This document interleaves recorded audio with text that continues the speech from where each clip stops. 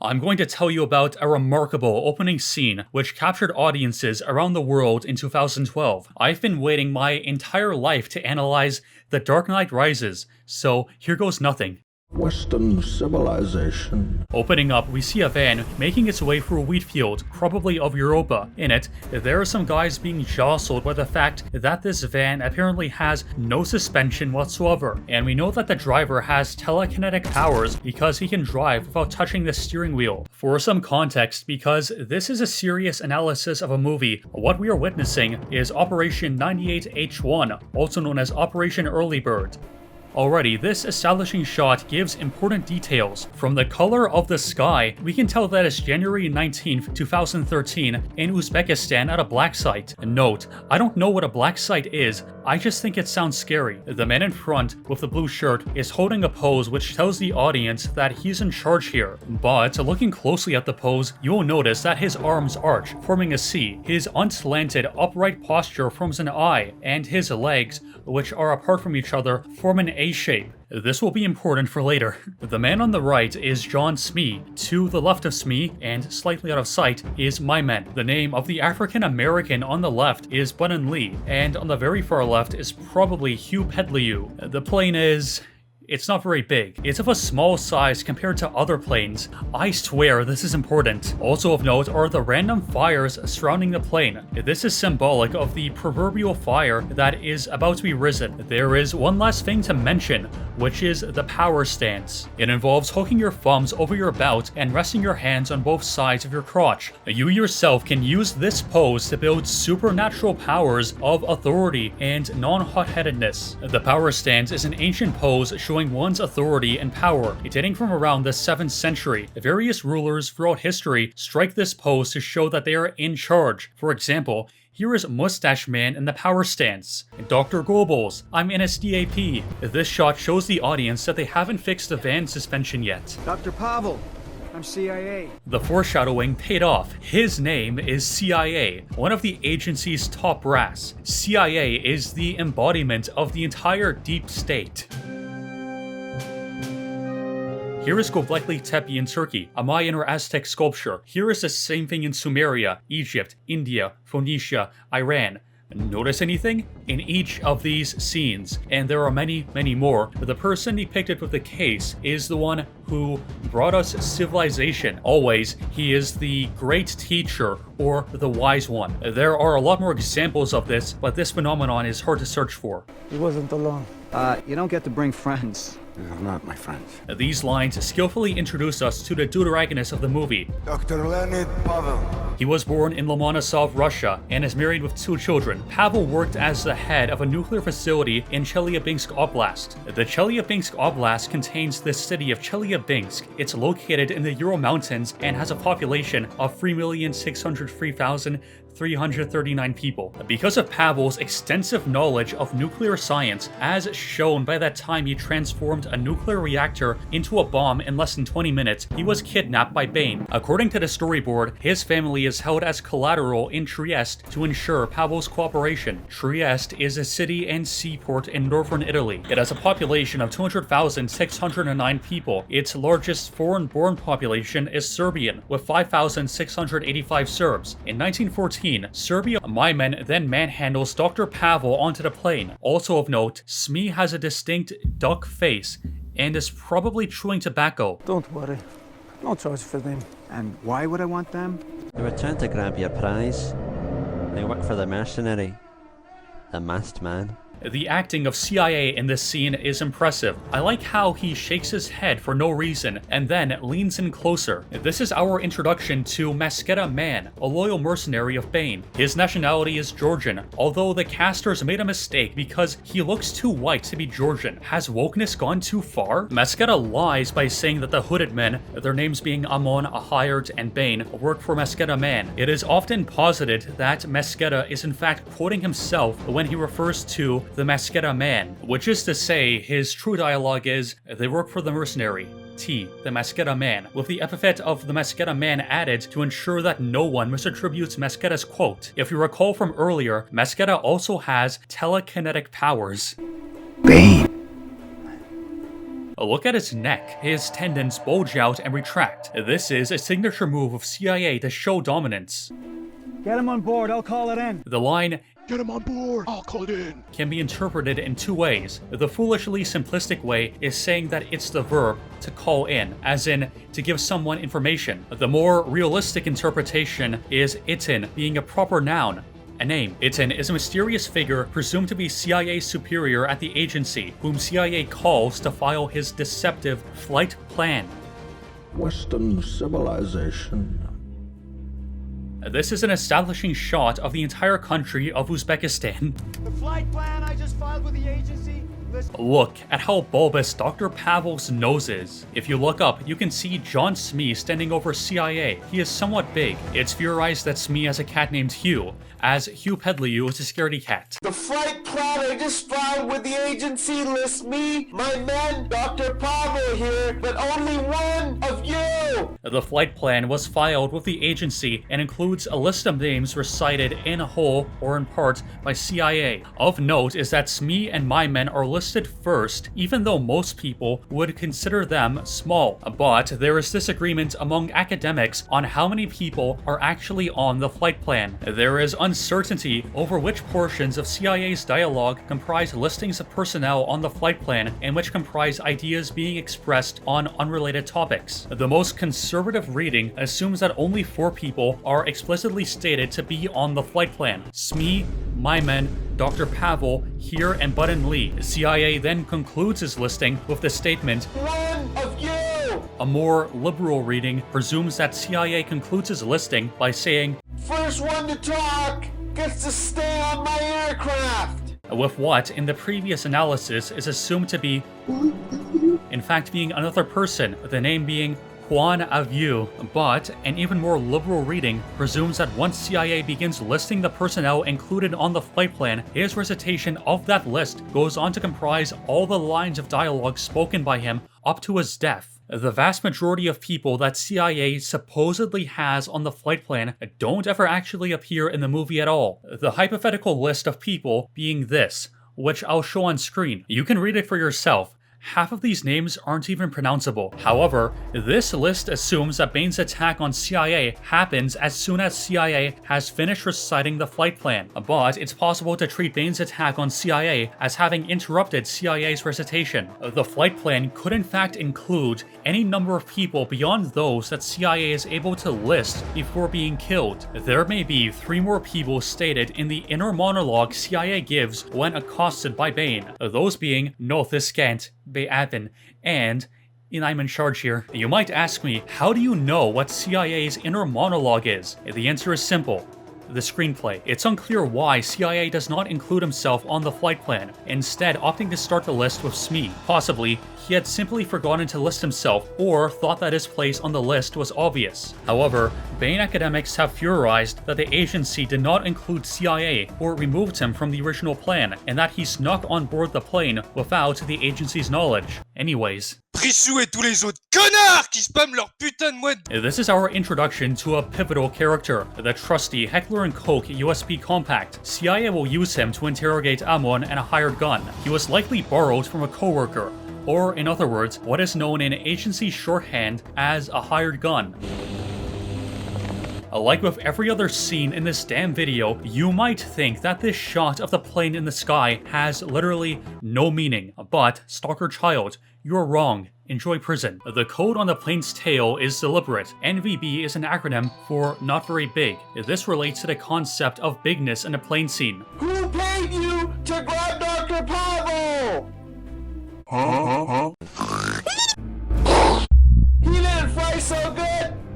Who wants to try next? You might think that CIA is schizophrenic, believing that his gun is sentient, then speaking to it. That is a possibility, but he is actually speaking to Amon, the hooded man. Amon is famed for being exceptionally trustworthy for a mercenary, just like his colleague, a hired gun. If you take the most liberal reading of the flight plan, CIA's dialogue is transformed into Hugh Pedliou to grab the guitar, Paul Ville, he didn't fly so good. Who wants to try next? I think this is a good enough demonstration as to why liberals are wrong. The reason CIA fired his gun is unknown. Possibilities include shooting at Mosqueda Man in his car, defending against an unknown flying object, hunting for foul, and an accidental discharge. My man tried to get his boss's attention afterwards because he wanted to lecture him on gun safety. He didn't play so good!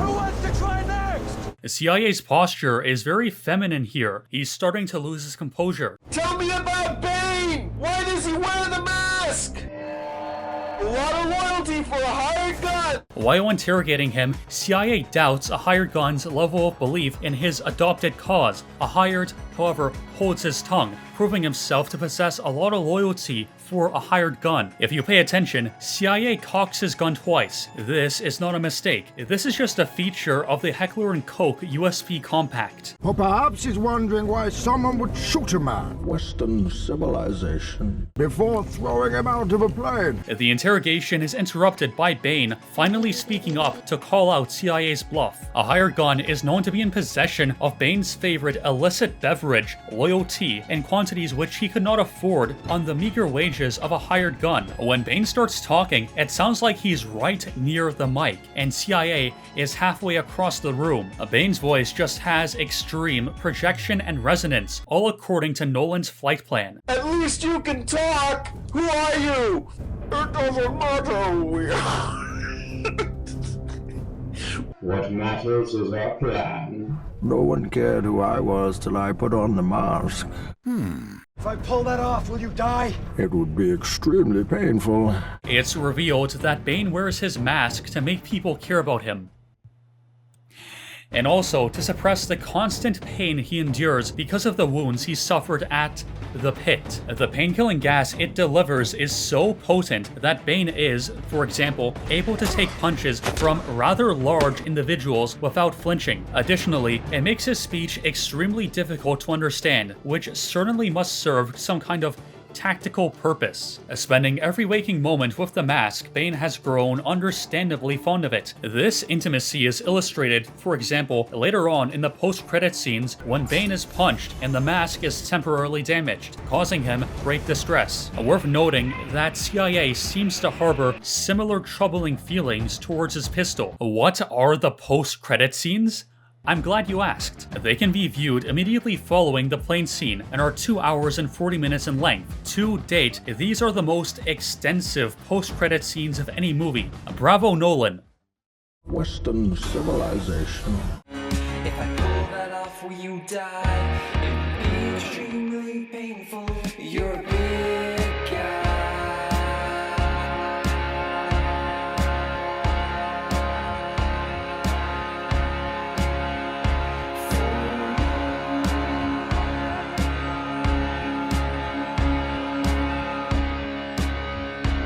These enigmatic lines are the crowning achievement of American media. You're a big guy, are you? 2012 was the zenith of Western civilization, and the zenith of the zenith was when audiences were first exposed to this powerful exchange. The question of whether Bane's response meant that taking off the mask would be extremely painful for CIA, or if Bane is a big guy for him, can be considered a pillar of Western civilization in the same way Homer's Iliad is. But what makes this seemingly benign dialogue so important? Let me take a moment to explain. It will not be long. The most widespread interpretation of this line, called the Tom Hardy interpretation, seeks to answer the foundational question of, did Bane mean that it would be extremely painful for CIA if he removed the mask? Or did Bane mean that he's a big guy for CIA? Tom Hardy believes it's the former. Quote, The line was written meaning it would be painful for you, but I intoned it meaning I'm a big guy for you. When he asks if Bane would die, Bane says, Ce serait extrêmement douloureux. CIA responds, You're a big guy. meaning he can handle the pain. Bane then responds, For you. meaning that if he tried to take the mask off, he would suffer punishment from Bane. But CIA was inferring that Bane could handle the pain because he looks tough. The second most common interpretation is the classic interpretation. Traditionally, the line "Pour toi" has been interpreted as Bane saying that CIA is small. Bane may have meant that CIA must think of him as more than a man in order for theatricality and deception to work, or that he's about to be a big guy and crash this plane with no survivors. This interpretation has also raised the question of whether one can be a big guy but not for someone else. An interpretation that doesn't get much attention is the you, or for you. This interpretation claims that Bane said "for you," highlighting the fact that the previous two lines of dialogue contain the letter U 4 times. This interpretation is often referenced in discussion of autism in the plane scene. Under the "for you" interpretation, Bane lacks social awareness, halting a heated exchange to express a simple joy of CIA self-expression, fixating on facts and patterns overlooked or considered to not be worth noting by others. The you holds no known significance to any character in the plane scene besides Bane, and Bane's declaring of the "for you" to CIA only results in a long, awkward silence between the two. These points are used as proof to show that Bane falls on the autism spectrum, a humbling attribute for an otherwise proud big guy. The last interpretation is the intrapersonal interpretation. Some Bane posters believe that Nolan did not have a specific meaning in mind and left a line for each viewer to interpret. Bravo Nolan bravely asks what "for you" means to you. Now, having proven my point, we may move on. Was getting caught part of your plan? Of course! Surprisingly, getting caught was part of Bane's plan. Although his career as a terrorist before his so-called capture isn't explained, it was notable for complex plans that would have no chance of success if it was anyone but Bane. This is also our introduction to Bane's plane, the N1T1 TG Nosher Vivers. It is considerably bigger than CIA's plane. The identification code TG has a deliberate meaning, as TG stands for Très Grand, French for very big. Moi, je dis la Shoah a existé, Allahu Akbar. The size of the Nosher Vivers compared to the Embraer is symbolic of the relationship in size between Bane and CIA. This is supported by the fact that immediately after the You're a big eye. For you. exchange, the Nosher Vivers makes its appearance, emphasizing the fact that it's a big plane for CIA's plane. This is another example of narrative conflicts occurring on multiple levels. Bravo, Nolan. Dr. Pavel refused your offer in favor of yours. We had to find what he told you. Nothing. I said nothing. Dr. Pavel here refers to Bane as an ice head. Is Bane addicted to methamphetamine?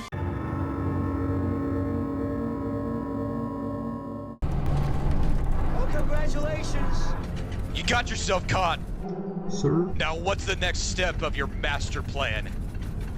Crashing this plane. With no survivors. The master plan is Bane's daring endeavor to capture Dr. Pavel and crashing this plane with no survivors in a very elaborate and complicated manner. The master plan is in direct opposition to the flight plan. The eternal struggle between the two rival stratagems is a core part of Western civilization. The post-credit scenes make several references to a plan. For example, Bane claims, "Our plan is proceeding as expected," while confronting businessman John Daggett. Whether this is a reference to the master plan, a new plan, or even the flight plan is unknown. However, it grants an insight into Bane's obsession with planning.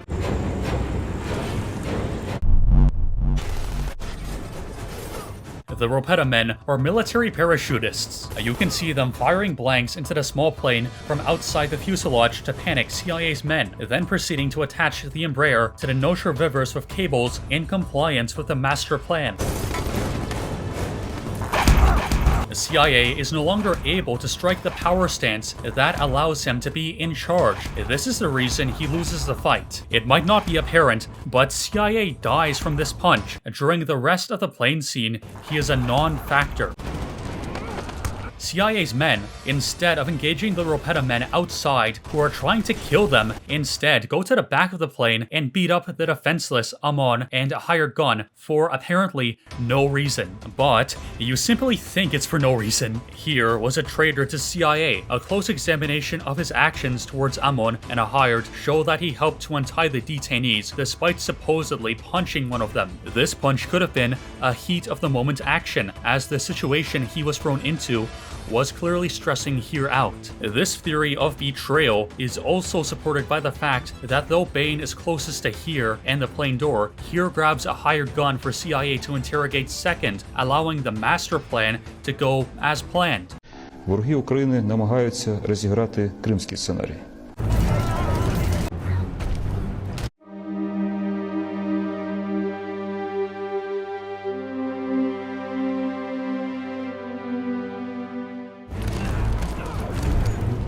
If you look in the background, you're able to see wind turbines, and I'm pretty sure Uzbekistan does not have any wind turbines. Chairs are pieces of furniture people can sit on. They come in many Euclidean and non-Euclidean styles. The CIA's plane and Mosqueda Man's car have multiple chairs. However, aside from the pilots and Dr. Pavel here, the occupants of the plane refuse to sit as a means to appear bigger. Here deliberately misses all his shots to help Bane. However, the Ropeta men don't know this and shoot Here anyways. The flight plan I just filed with the agency lists me, my man, This is our introduction to another major character in the plane scene, the Cadaver. He is brought on board the Embraer by the master plan in order to perform a blood transfusion between him and Dr. Pavel. The exact purpose of this specific part of the master plan is unknown. The implication is that the Cadaver is supposed to trick plane crash investigators into believing that the dead man is Dr. Pavel, thus ending the agency's search for the doctor. No! They expect one of us in the wreckage, brother. Have we started the fire? Yes. The fire rises. We finally find out the name of CIA's plane, which is the Wreckage Brother. Aside from that, the fire is a term with a specific meaning. Further references to the fire can be found in the post-credit scenes in which Bane confronts an unknown man wearing a bat suit and says,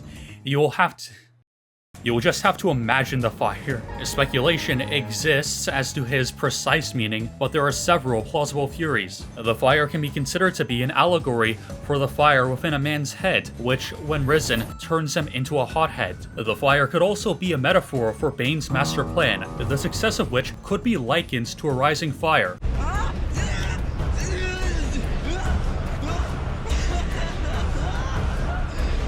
Calm down, Doctor. Now's not the time for fear. That comes later.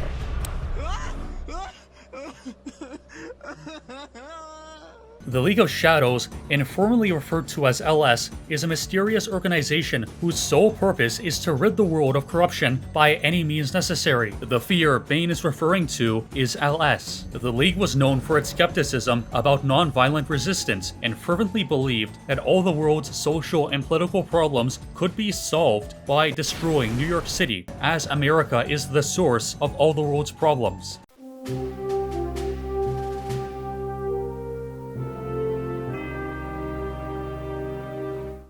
Bane enjoys dangling on a rope from a plane thousands of meters in the air for hundreds of kilometers. On this occasion, he is able to do so while holding on to another man for the duration of the trip.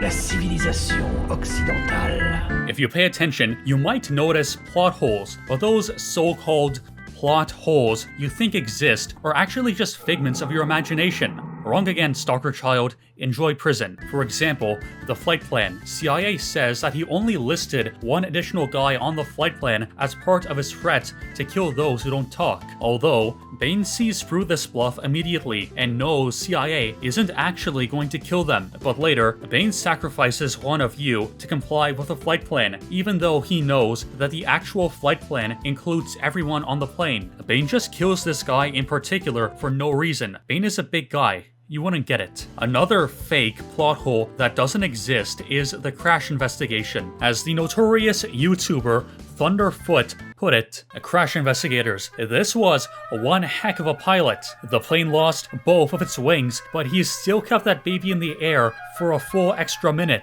The things that may also pique the interest of investigators is the fact that the hull of the plane is full of bullets and the dead bodies, which are also filled with bullets. This is, of course, typical of a plane crash, and nothing special about it. Are you really so arrogant to believe that you're smarter than Bravo Nolan? The problem with the modern world is that the passengers think they know more than the pilot and then try to pilot the plane. This is seen most strikingly with Donald Trump's MAGA movement with his MAGA MILFs. There is nothing wrong or suspicious about this plane crash. No plot hole. What about the cadaver? Isn't that a plot hole? Only a small amount of blood is transfused and the teeth on the corpse wouldn't match Pavel's dental records. And nevertheless, the agency believed that Pavel died in the crash.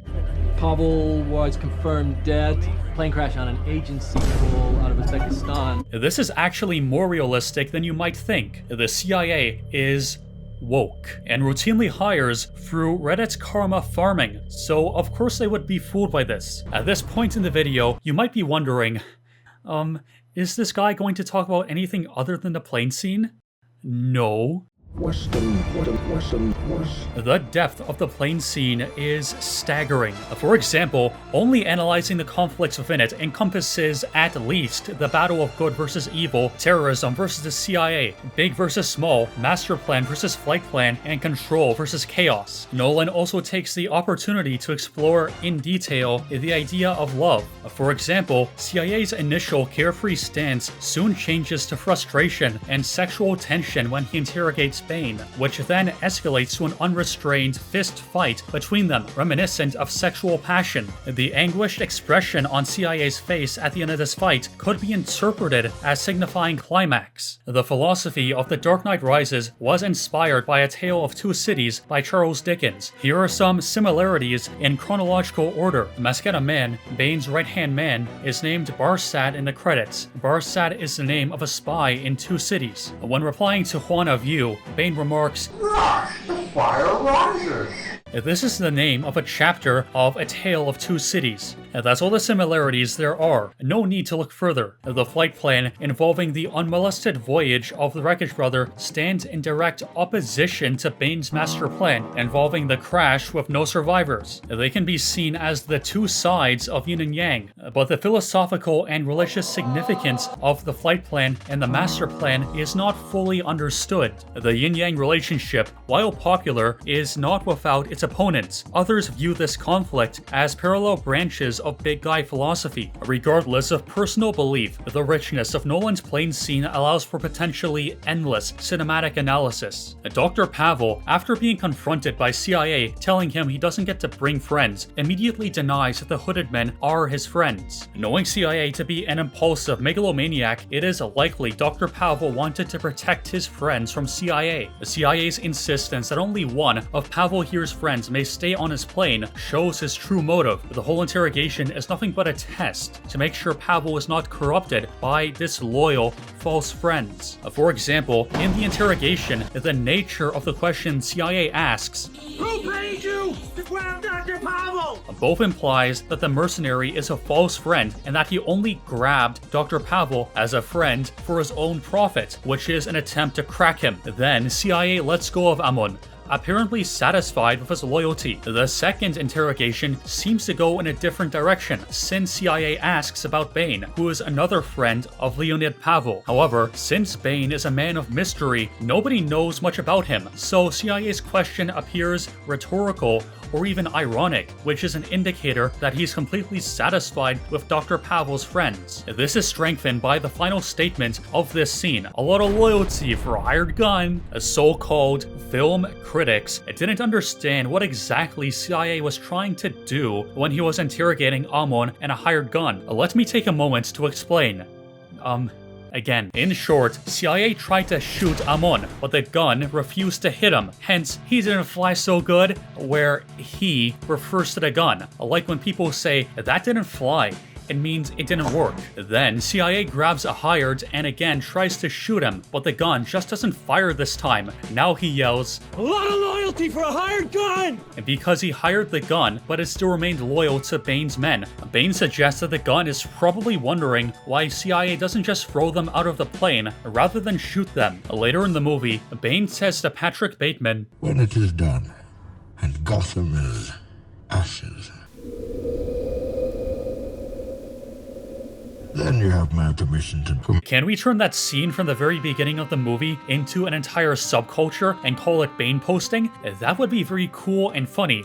Thank you very much. It is just as much of a blight now as it was in 2012. A Germanwings flight 4U-9525 was making a scheduled flight from Barcelona El Prat Airport in Spain to Dusseldorf Airport in Germany. On March 24, 2015, the aircraft crashed in the French Alps. This crash is a frightening instance of the essence of Bane posting tearing through the fabric of reality. Co-pilot Andreas Lubitz locked the pilot out of the cockpit before initiating a descent that caused the aircraft to crash into a mountain. All 148 passengers perished. There are too many details connecting the crash to the plane scene to be coincidental. For example, the flight code began with 4U. It crashed near a town named Les Bains. There were no survivors, and the head investigator of the crash was named Bruce Robin. Basically, everything in this video comes from the Bane posting wiki. I claim no responsibility for anything unique in this video other than rewriting and editing it so that it fits a video format instead of a Wikipedia format. With the amount of research Bane posters have put into the plane scene, which is 5 minutes in length, I could make a video that's an hour and a half long. But I decided to do the same thing and not make this video too long. Usually, I would show my social media at the end of a video, but there is something special. At earlier points, I did say that I wouldn't make a Discord server, but faced with the fact that nearly everyone is on Discord, there are few other options to actually organize people online. The point of this server is to populate my TF2 server that I will host every Sunday. For more details, the link to the Discord server is in the pinned comment. Something that is also special is that I have made a subscribe star for this channel. If you ever wanted to give me money for whatever reason, here's your chance to do so. If you don't know what subscribe star is, it is Patreon, but for people who don't like Patreon, I don't have much to offer aside from insight into how I make my videos. For example, the research involved, how I write and how I edit them, and even how I translate them into French. I will make videos more often, I swear. The next video will not be as impressive as this. It will just be a Q&A. It should come out a couple days after I release this video. So please, donate money or even a manual typewriter.